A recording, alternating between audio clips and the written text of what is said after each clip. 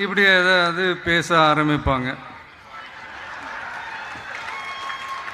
இப்போ நம்ம ஆட்சியில் இருக்கிறவங்க நமக்கு எதிராக பேசுகிறாங்க இல்லையா, அந்த மாதிரி.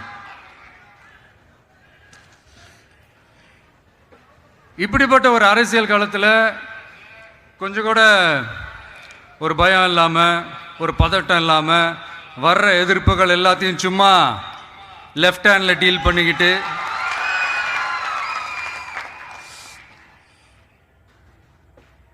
இதோ நம்மளுடைய தமிழக வெற்றி கழகம் முதலாவது ஆண்டை கடந்து இப்போ 2வது ஆண்டில் அடி எடுத்து வைக்கிறோம்.